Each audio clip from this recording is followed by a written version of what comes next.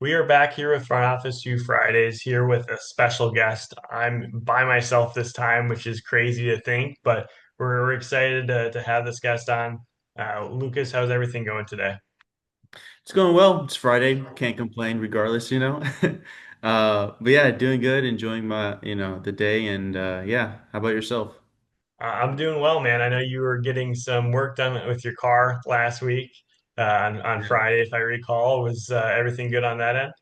Yeah, no, it was good. I had to get new brakes, so typical car stuff. But I've had that car for I've had it for 8 years now. It's a Honda Civic, so it's gonna last me Oh, forever. But no, I mean just simple routine car stuff. Yeah. yeah, brakes are important, but for you, you're all gas, no brakes. So, with that being said, we're here with Lucas Marroquin, Senior Account Executive, Ticket Sales for the St. Louis FC. How's everything going today? Or gosh, how's that job going so far? It's going well. So I've been with the club since 2021, and we had our first season in 23. So man, it's been amazing seeing being with this club from pretty much the very start. Thinking about it now, I think I was actually like the 30 something employee, maybe 20th. So that it's been amazing seeing the growth and seeing how the city has wrapped their arms around this club and really supported it, especially this season since the play on the field is not going the way we want it to go. Um, and also, I'm from St. Louis too, so being able to work with a professional sports team, inaugural team, brand new first MLS team in your city is really, truly amazing. Yeah, being able to work where you're at, being home and stuff is nice, right? You can hang out with friends and you don't have to, logistics aren't as hard. It's not like you're having to get a plane ride or a plane trip scheduled. You already know what you're Yeah. kind of planning to do. And you said that too, like inaugural season, like talk us about like that, just exciting for, a new organization coming in. Not many people in our careers are ever able to witness that or even go on that side. So I'm curious on just like you said, the excitement and being part of something incredible, and the fan base is obviously very strong still. Yeah, no, absolutely. So, I mean, being part of a new organization, it's always each experience is different. So, surprisingly, not this is not my first time with a new organization. So, I had interned with the Alton River Dragons in the summer of 21, right before I graduated college. And so that was their first year too. They were a brand new summer collegiate baseball team in East North St. Louis in Alton, Illinois. So I was privileged to be a part of their first year, interning with them, doing everything under the sun, ticket sales, cleaning the bleachers, inventory management, um, community. I mean, anything that the team needed, even gearing up as a mascot, um, I was able to be a part of. And so, joining City in 21, like I said, I'm from St. Louis. I knew soccer was big in this city, but I didn't know how big it was until I joined. And so, in terms of like getting the support and whatnot, that was pretty easy because the roots of soccer was already in St. Louis. And honestly, like after learning about so much history of how soccer's been present in St. Louis, I was pretty surprised it took this long for us to get an MLS team. Because the MLS has been around since I want to say 96. And so, fast forward 20 plus years of getting our first team. And to give you a background of like soccer in St. Louis, so we always repeat this fact, and because it's an amazing fact, but in the 50s, I forget which World Cup it was, but there was a World Cup where five of the teams on the U.S. men's national team, five players were from St. Louis, from the same area. And even when you fast forward nowadays, you have pro players that are from St. Louis, specifically like on the men's team. You have a couple players, Tim Ream, and there was another guy I'm blanking right now, but you see really really good players coming out of St. Louis, and we have a ton of. It seems like every year there's a new soccer club that's sprouting out somewhere. But we have so many youth soccer teams, youth soccer clubs. soccer fields everywhere. So it was pretty easy to get support. It was more like the logistical side of things of like ticket sales and account management, all that stuff that goes into play whenever you're pretty much starting a new organization. Yeah, with new organizations, like you said too, it's like logistically, like you have the fan Yeah, presence there, like they're already excited. I'm sure they put deposits down right when they were announced, like a lot of yeah, people do. And then they forget sometimes, right? Because it's sometimes such a long period of time. Like when are you going to start? Like how's that going to look? yeah, Just like the and whole yeah. craziness. And yeah, the processes of every, some minute details like, how are we going to sell tickets? How are we going to sell our season tickets? Is it going to be multi-year, year by year? How do we price this and that? How do we, how much tickets do we leave aside for single match rentals? So it's stuff like that was, like every organization, I want to say growing pains, but something to work out because, we did get inspiration from other soccer teams and even the Cards and Blues in St. Louis. But at the end of the day, you have to find your own way of doing things. And so we differ in many ways from other MLS teams when we handle our, tickets and match day experiences and stuff. Um, but I mean, like I said, you can take inspiration from here and there, but at the end of the day, you have to have your own way of doing things and commit to it.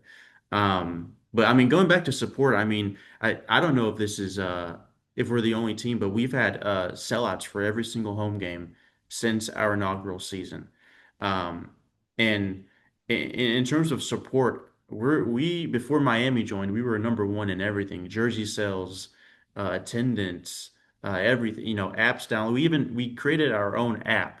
I think we're the only MLS team that we have our own in-house tech team.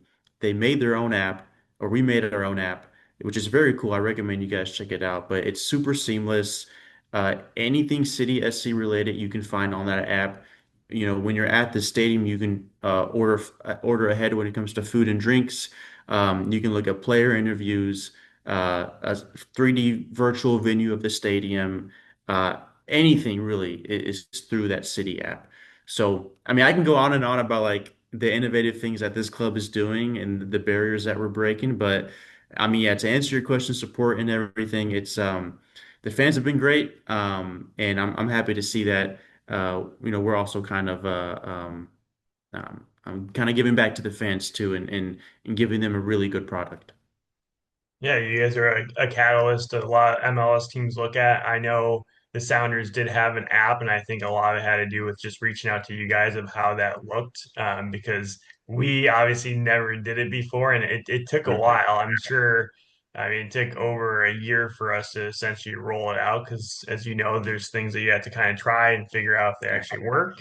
And on top of it, your guys' MLS Next Pro team is unreal as well. I was like, holy cow, watching that the first year, dude, it was just you were just obviously bullying other teams, which I wasn't a fan of, but just like you said, just the support's incredible in St. Louis. And I think you can, look at the St. Louis Blues, right? Their run when they everyone doubted them essentially. And you guys could still make the playoffs this year, right? Like there's still crazier things have happened, but just the fan support and then the fact that you're up there with Miami for, breaking records is pretty crazy considering Miami had to bring players in versus you guys are just homegrown grown talent, which I, always admire just because a lot of teams just try to get players who are later in their career and everything. But moving back from that, right? Like we'll talk more on that later in the podcast here, but when you're making that decision to go to college, you chose to go to community college first, and I'm obviously a huge component on that as well. What Mhm.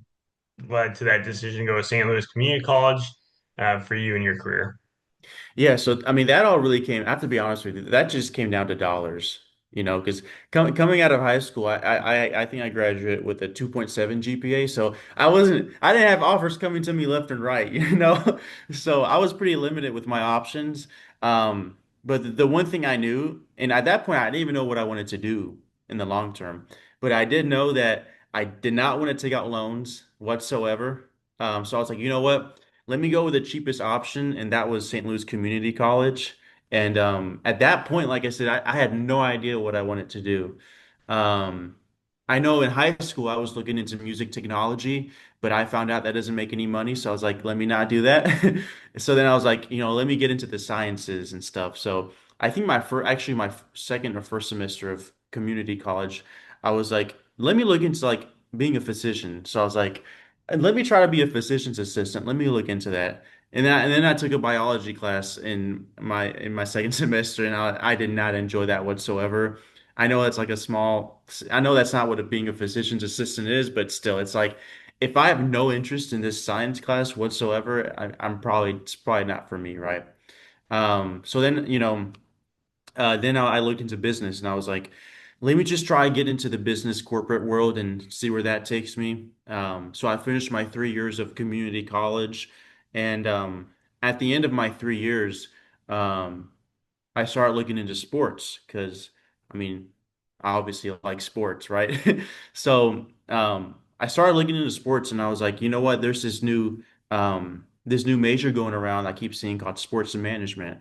And at that time, that had to have been um, 2019, 2020. And at that point, Maryville University, which is a private college here in St. Louis, what had the best sports management program.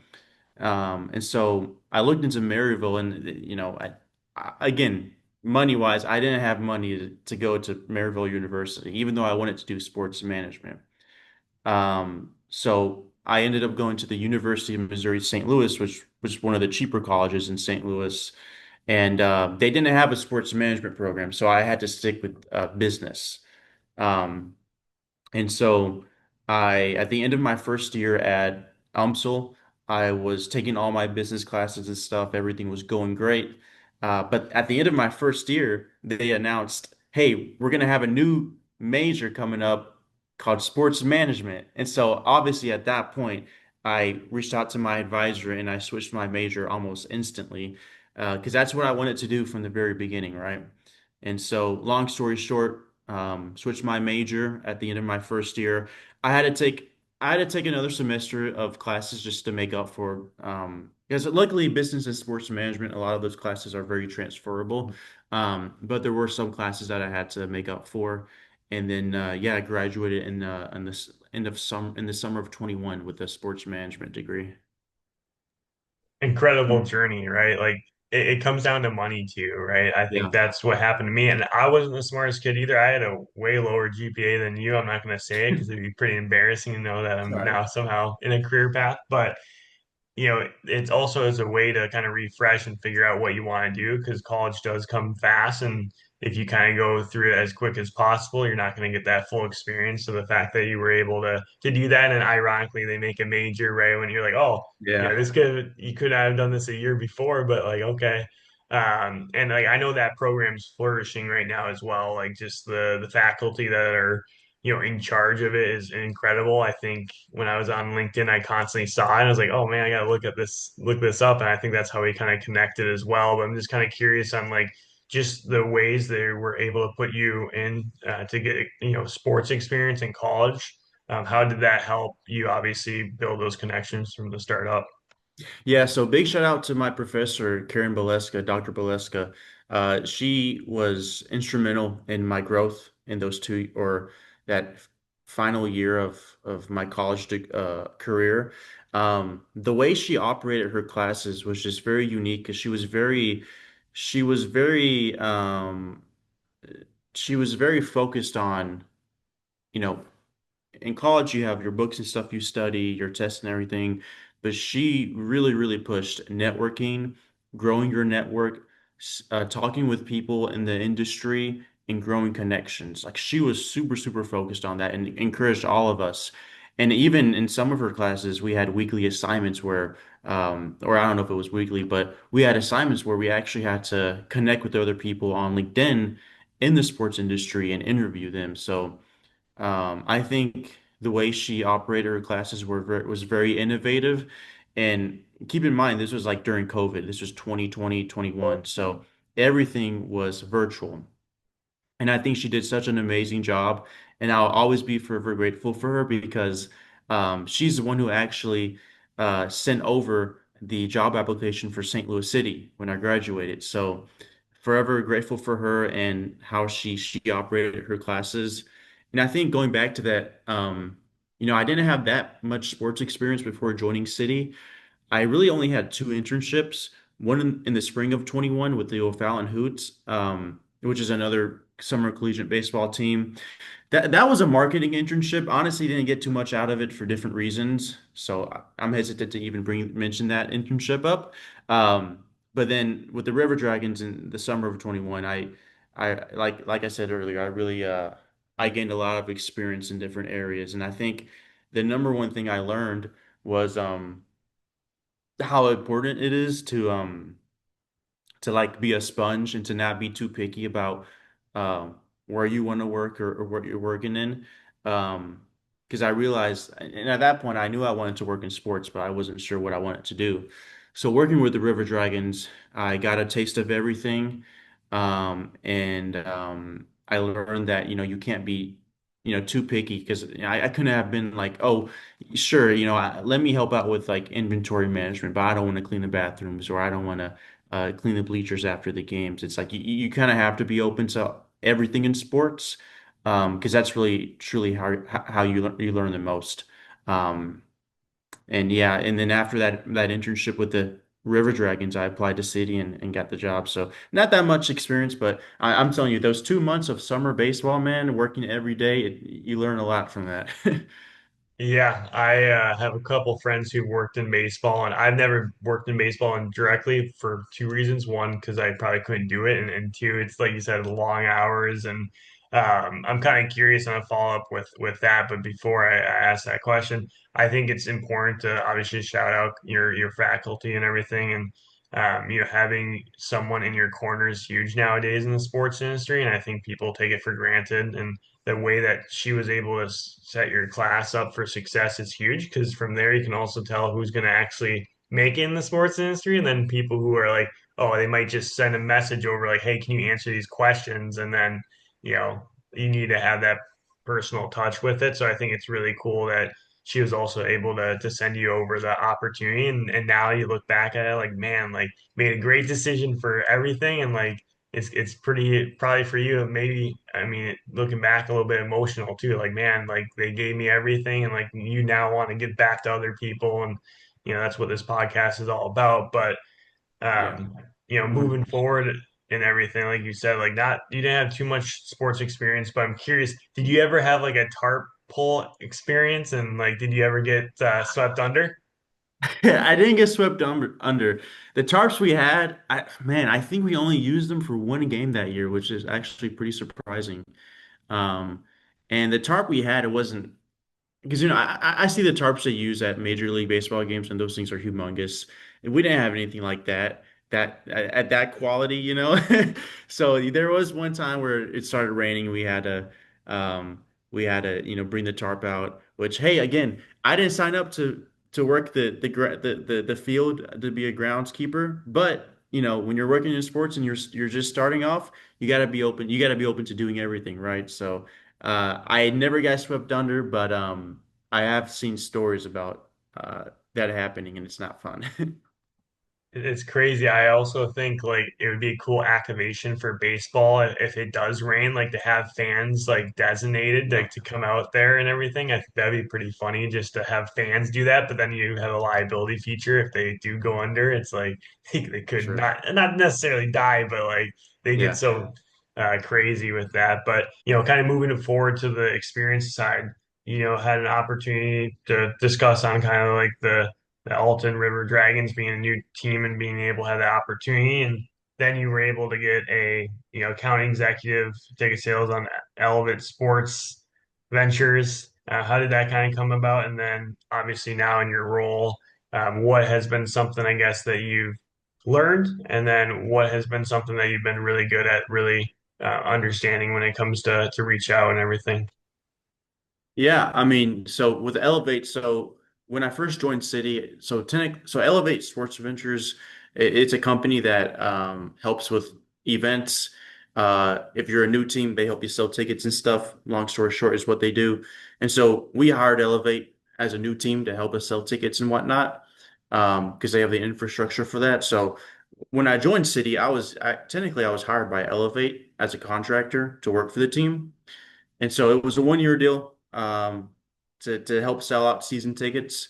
And so after that 1 year, then I joined officially with St. Louis City SC. So it's kind of weird. I've been with the team since 21. I've been, working in their buildings, in every aspect. I was working for the team, but I was getting paid by Elevate.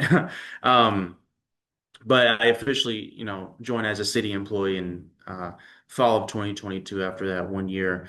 Um, I would say the number one thing I learned since joining the club here, man, there's been so much growth on my end on the professional side of things.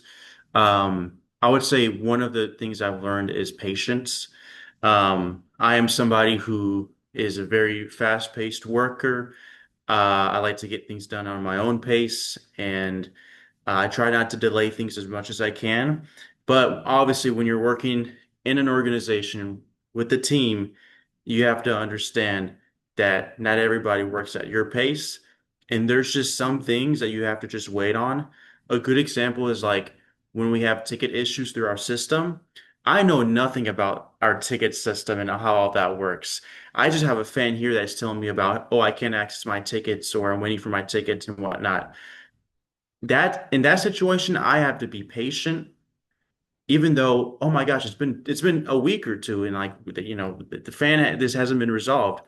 Have to understand that the operation side of things, they have their own things going on. You just have to be patient, and you have to know that at the end of the day, it'll get resolved. You just gotta be patient. So I would say that's the number one thing I learned is understanding like other people's schedules and other people's workload and stuff, and knowing that, I have to be cognizant about that as well.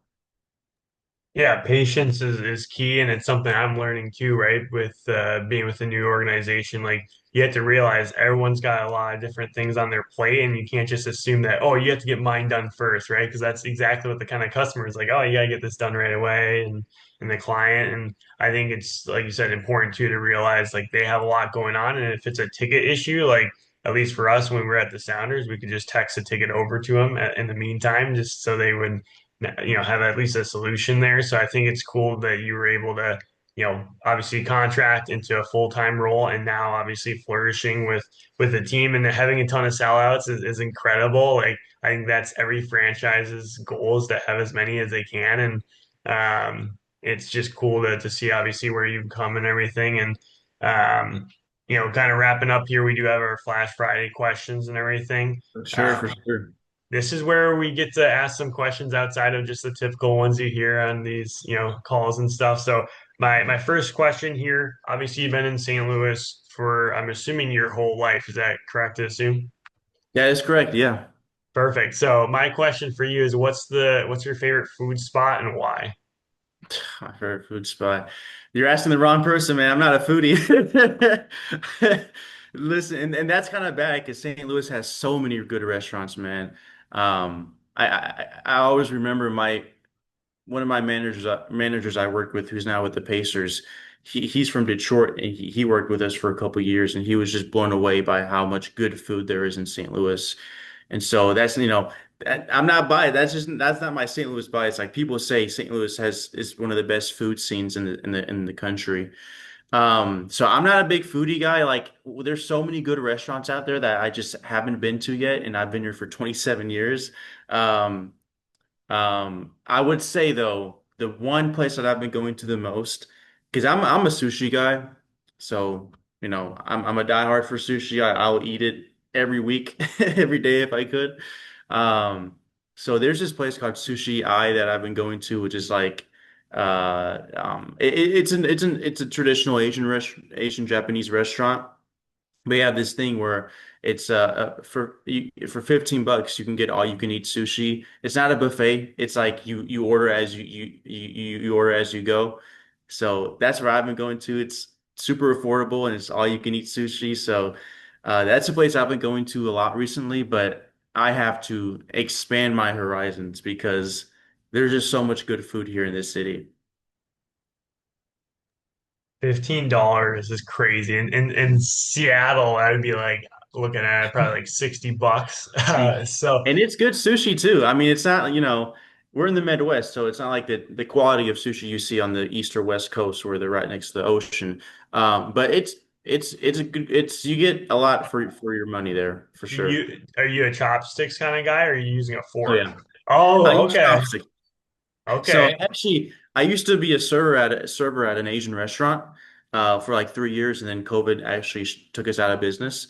Um, but I was a server for a few years, and that's where I learned how to, do the chopsticks and stuff. And that was actually those were th three really good years working there because and serving too also did not to get sidetracked here, but serving also played a lot into my development too. That got me out of my comfort zone and taught me how to speak to people as a teenager coming out of high school. But yeah, no, it's I'm a chopsticks guy with sushi.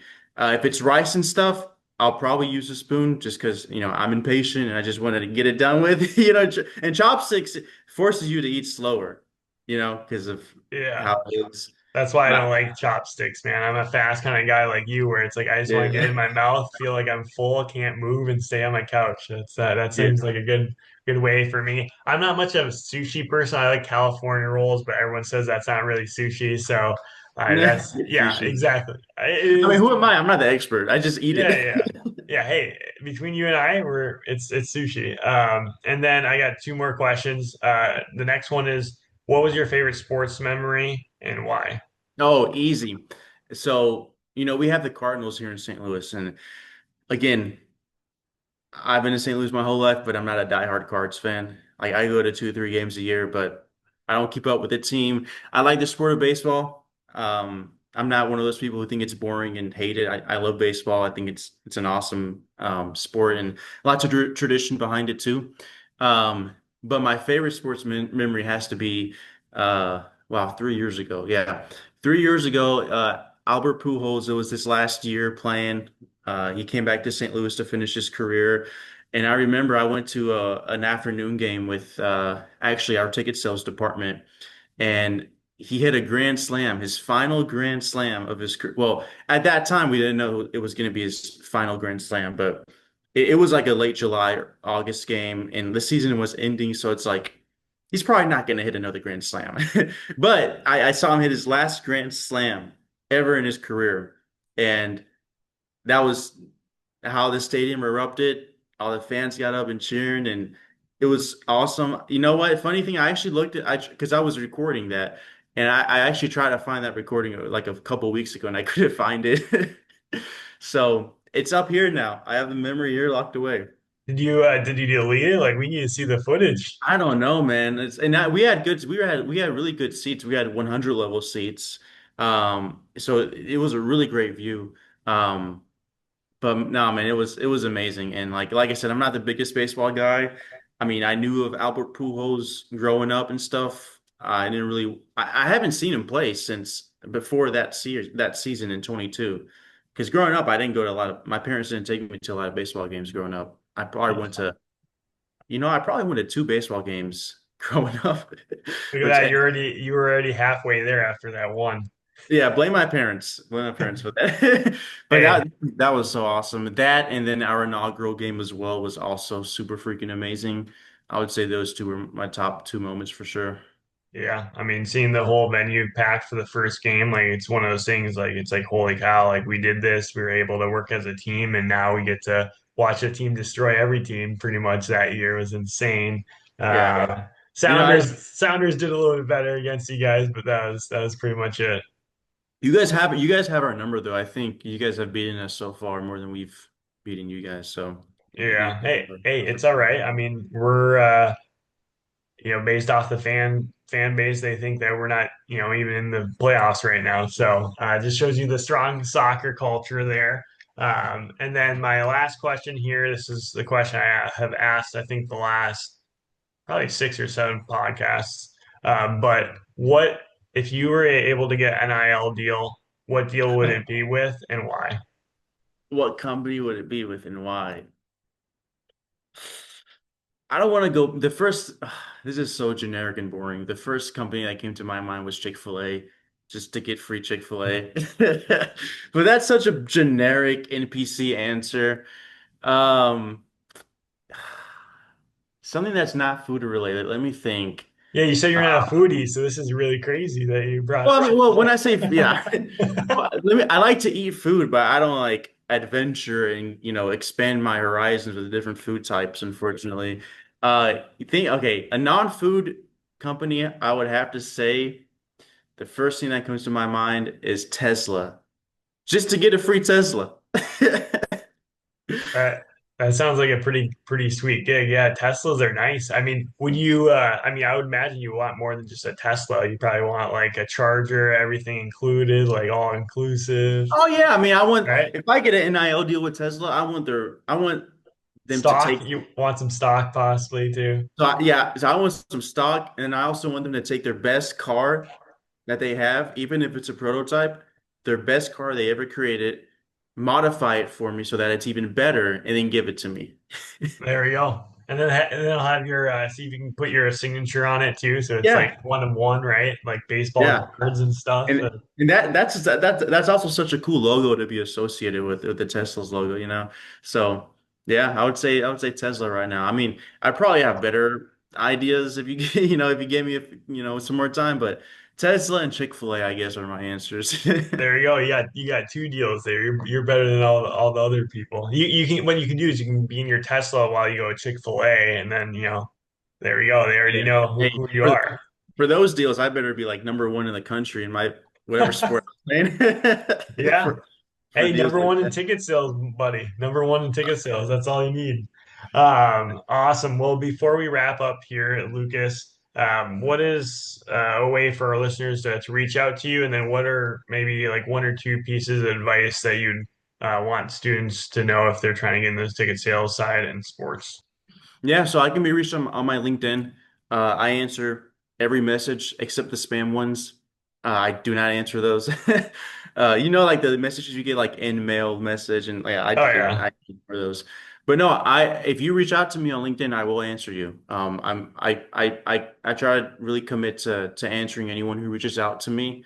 Because I was a college student once and I was reaching out to other people, and so I know how that feels, and I know um, what it's like to start off in sports. So I will answer you if you send me a message on LinkedIn.